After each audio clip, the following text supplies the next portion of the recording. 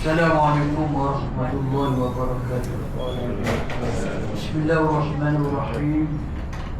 Alhamdulillah rabbil alamin. Wassalatu wassalamu ala rasulillah wa ala alihi wa sahbihi ajma'in. Rabbi shrah li sadri wa yassir li amri wahlul 'uqdatam min lisani yafqahu qawli. ربنا افتح بيننا وبين قومنا بالحق وأنت خير الفاتحين والله خير حافظا وهو الرحمن الرحيم. Alhamdulillah, syukur kita kepada Allah SWT atas limpah kurnia Allah pada kita, memberi kekuatan, taufik dan hidayah serta kesihatan pada kita sehingga kita dapat beramal ibadah pada malam bulan yang mulia ini, bulan Ramadan. Dan malam ini sampai dalam bulan puasa, kita berada pula pada malam Jumaat, di mana Jumaat adalah penghulu segala hari dan dia berada dalam penghulu segala bulan, bulan Ramadan. Di antara hari-hari yang ada pada kita, hari yang paling mulia sekali ialah hari Jumaat. Tidak ada hari yang lebih mulia daripada hari Jumaat, melainkan hari Jumaat yang berada dalam bulan Ramadan, yang bertemu dua kemuliaan. Kemuliaan bulan Ramadan, kemuliaan malam Jumaat. InsyaAllah kita sama-sama beramal ibadah.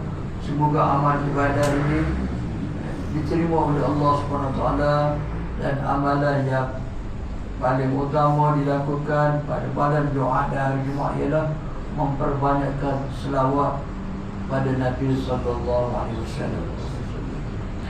Dan kita dalam bulan Ramadan ini memang boleh dikatakan kita akan banyak berselawat, kerana dalam sembahyang tarawih kita setiap kali selepas 2 rakaat kita akan berselawat, sama ada sekali ataupun 3 kali.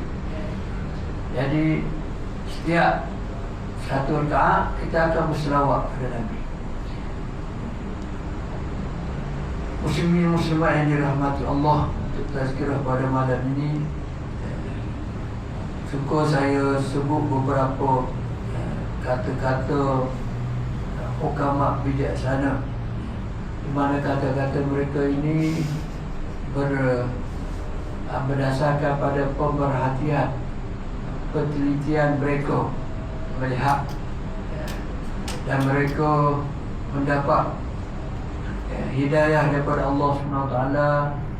Allah bagi ilmu kepada mereka, dan mereka boleh nampak, kadang-kadang mereka nampak apa yang kita tidak nampak.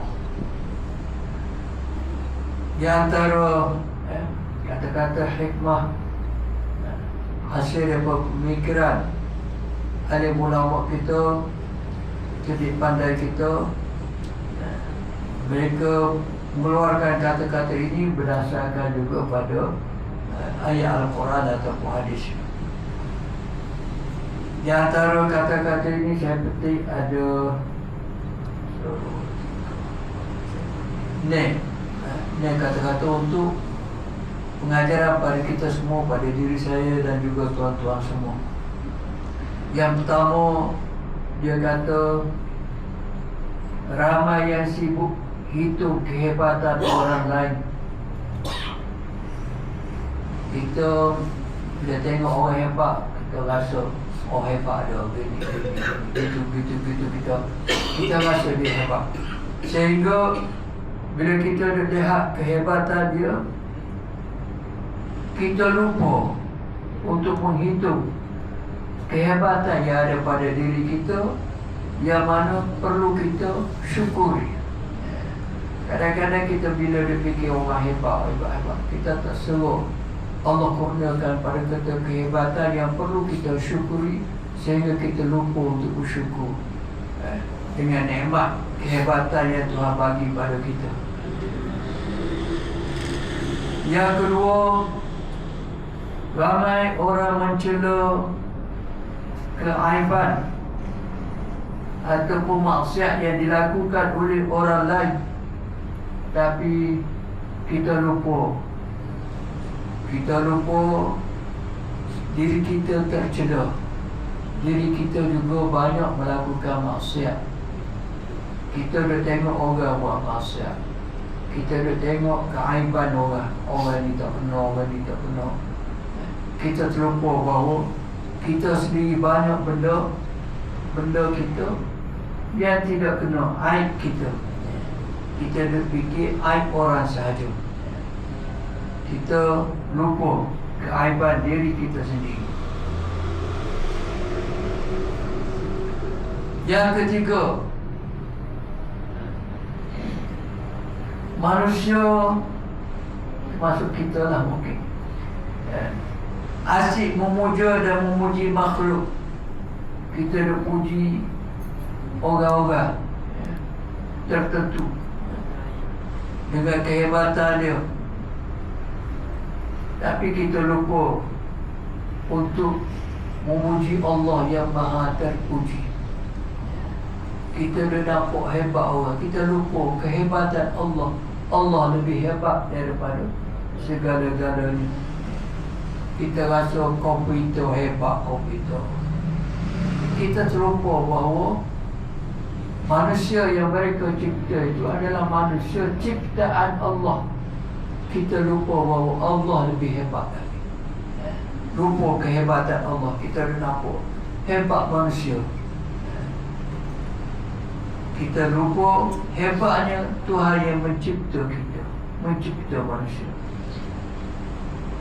Yang keempat, ramai yang sibuk dengan kekurangan yang ada pada pasangan dan anak-anak. Kita kadang-kadang tengok bini kita, tengok suami kita, tengok anak-anak kita. Anak aku, oh bini aku, oh tu laki aku, gini. Kita nampak kekurangan, kekurangan yang ada pada pasangan kita. Bila kita tengok kekurangan saja, kita lupa untuk bersyukur dengan nikmat keluarga yang Allah bagi. Kita lupa untuk bersyukur nikmat Allah. Kita dah nampak kekurangan, kita tak nampak kelebihan dia, kelebihan yang Allah bagikan dia kepada kita, kurniakan pada kita. Kita lupa, kita dah nampak kekurangan dia. Kita dah nampak kekurangan dia, kurang tu kurang ni. Akhirnya kita lupa untuk bersyukur kepada Allah Subhanahu Wa Taala, kerana Allah kurniakan pada kita itu nikmat yang terbaik yang kadang-kadang kita tak sedar. Kita tak sedar. Yang ke 5, kita sibuk mengeluh kesusahan. Kita dah ingat kesusahan aku, susah aku, tak ada bintinya aku, Allah sakitnya aku dan sebagainya. Kita duk nampak kesusahan kita, sehingga kita lupa bersyukur pada Allah, nikmat Allah. Sebenarnya nikmat yang Allah kurniakan pada kita banyak, tapi kita tak nampak nikmat kurniaan Allah. Nikmat kurniaan Allah itu begitu banyak sekali, yang mana Tuhan sebut dalam Al-Quran, wa in ta'udu ni'matallahi la tuhsuha. Sekiranya kamu nak hitung nikmat yang Allah kurnia kepada kamu, nescaya kamu tidak akan terhitung banyaknya nikmat Allah. Kita tak dapat hitung. Tapi oleh kerana kita tengok kesusahan yang ada, susah aku, sehingga kita lupa banyak kesenangan Allah bagi pada kita, nikmat yang Tuhan bagi pada kita. Kita kadang-kadang tengok orang kaya, kita susah aku, sedangkan Tuhan bagi pada kita nikmat kesihatan yang mana lebih baik daripada kekayaan itu. Kerana kita ada tengok orang, bila kita ada tengok orang kadang-kadang kita terlupa terlupa untuk bersyukur nikmat Allah pada kita. Yang ke-7, yang ke-6, kita sibuk mencari ilmu. Bagus mencari ilmu, kita kerja ilmu, belajar tu, baca, mencari ilmu. Tapi kita lupa untuk beramal. Kita lupa untuk beramal. Ilmu ada tapi kita tidak beramal dengan ilmu kita. Itu kadang-kadang rugi. Kita cari ilmu tapi untuk beramal tidak. Kerana itu Imam Al-Ghazali berkata, Imam Ghazali kata, semua manusia rugi. Semua manusia ni rugi belakang, kecuali orang yang berilmu. Semua orang yang berilmu rugi. Orang yang ada ilmu rugi, maka dia kata, kecuali orang yang beramal. Imam Ghazali pemikiran dia lah, dia kaji dia ada. Semua orang yang beramal rugi. Orang yang beramal pun rugi juga. Berapa rugi orang? Rugi yang beramal itu kiranya dia beramal tidak ikhlas, rugi juga. Bermaknanya ikhlas tu duduk martabat yang tinggi.